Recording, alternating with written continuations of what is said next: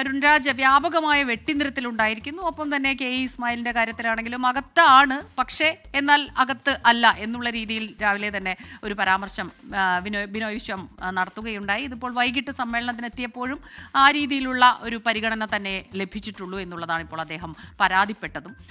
മറ്റെന്തെല്ലാം കാര്യങ്ങളാണ് ഏറ്റവും പ്രധാനമായും പറയാനുള്ളത് ഈ CPI സംസ്ഥാന സമ്മേളനത്തിൽ?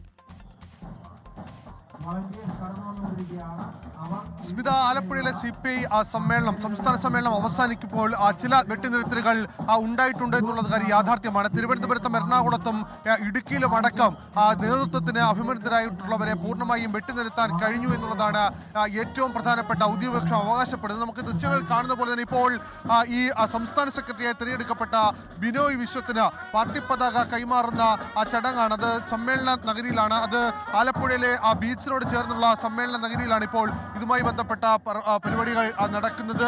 സമ്മേളനത്തിന് പാർട്ടി കോൺഗ്രസിന് നൽകാനുള്ള പാർട്ടി കോൺഗ്രസിലേക്കുള്ള പതാകയാണ് ഇപ്പോൾ കൈമാറിയിരിക്കുന്നത്. CPIയുടെ ദേശീയ എക്സിക്യൂട്ടീവ് അംഗം സന്തോഷാണ് ഈ പതാക ഇപ്പോൾ ഏറ്റുവാങ്ങിയിട്ടുള്ളത്. നേരത്തെ സ്മിത ചോദിച്ച ചോദ്യത്തിലേക്കാണെങ്കിൽ വലിയ രീതിയിലുള്ള വിമർശനങ്ങൾ സർക്കാരിനെതിരെ തന്നെ ഉയർന്നതാണ്. പക്ഷേ സമ്മേളനത്തിന്റെ മറുപടിയിലേക്ക് വന്നപ്പോൾ സർക്കാരിനെതിരെയുള്ള വിമർശനങ്ങളിൽ ഒരു മയപ്പെടുത്തൽ സംസ്ഥാന സെക്രട്ടറിയുടെ ഭാഗത്തു നിന്നുണ്ടായി.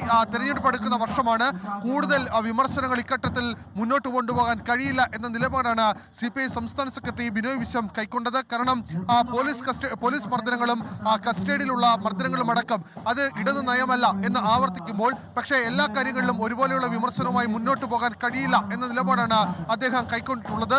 ഇപ്പോൾ ഈ സമ്മേളന നഗരിയിൽ CPIയുടെ മുതിർന്ന നേതാവ് കെ ഇസ്മായിൽ അടക്കം ഇവിടെ എത്തിച്ചേർന്നിട്ടുണ്ട്. പക്ഷേ അദ്ദേഹത്തിന് വേദിയിലേക്ക് ക്ഷണമില്ല. വേദിയിൽ അദ്ദേഹത്തെ ഇരുത്തണമെങ്കിൽ അദ്ദേഹം തെറ്റിദ്ധരുത്തണമെന്ന നിലപാടാണ് CPI സംസ്ഥാന നേതൃത്വം മുന്നോട്ട് വെച്ചിരിക്കുന്നത്. പക്ഷേ തന്റെ ഭാഗത്ത് തെറ്റുണ്ടായിട്ടില്ല, താൻ അച്ചടക്കമുള്ള പാർട്ടി പ്രവർത്തകനാണ് എന്ന് ആവർത്തിക്കുകയാണ്. അതേസമയം കെ ഇസ്മായിൽ എന്തായാലും നേതൃത്വത്തിന്റെ പ്രധാനപ്പെട്ട നേതാക്കൾ ആരും തന്നെ കെ ഇസ്മായിലിനെ നേരിൽ കാണുകയോ ഇതുമായി ബന്ധപ്പെട്ട ആശയവിനിമയം നടത്തിയോ ഇപ്പോൾ നിലവിൽ ചെയ്തിട്ടില്ല.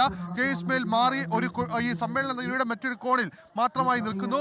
ഈ വേദിയിൽ ഇപ്പോൾ CPIയുടെ സംസ്ഥാന നേതാക്കളും ദേശീയ നേതാക്കളും മന്ത്രിമാരും മാത്രമാണ് ഇപ്പോൾ ഉള്ളത്. അതിനപ്പുറമുള്ള ഒരു ലീഡർഷിപ്പിനെ ഇവിടേക്ക് ഇപ്പോൾ ഉൾക്കൊള്ളിക്കുന്നില്ല.